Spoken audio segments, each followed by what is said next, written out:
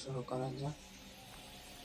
আজকের গল্পটি হলো কালো ছায়ার অভিশাপ, একটি ভৌতিক গল্প।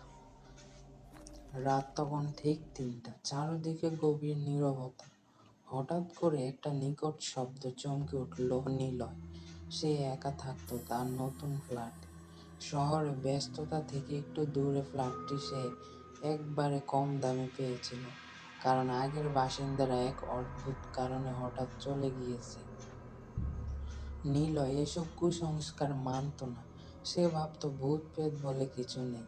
কিন্তু গত কয়েকদিন ধরে কিছু অদ্ভুত ঘটনা ঘটতে থাকলো। রাতে ঘুমানোর সময় অনুভব করতো যেন কেউ তার পাশে দাঁড়িয়ে আছে। মাঝরাতে দরজা আপনা আপনি খোলার শব্দ হতো।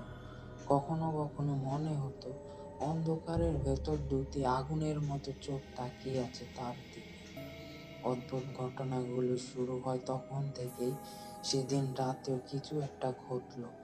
নিলয় ঘুম ভেঙে গেল এক রহস্যময় আওয়াজে। সে দেখলো তার ঘরের জানালার পর্দা বাতাস ছাড়াই ঝুলছে। তার বুক ধকধক করতে লাগলো। সে মনে মনে বলল, এটা নিশ্চয়ই হাওয়ার জন্য হচ্ছে, কিন্তু জানালা তো বন্ধ। পরদিন সকালে অফিসে গিয়ে সহকর্মীদের ঘটনাগুলো বলল। একজন বলল, তুই ওই ফ্ল্যাটটা নিয়েছিস? জানিস এখানে একটা পরিবার থাকতো, মা বাবা একটা ছোট মেয়ে। এক রাতে সবাই খুন হলো, কেউ জানে না কে করেছিল। এই কথা শুনে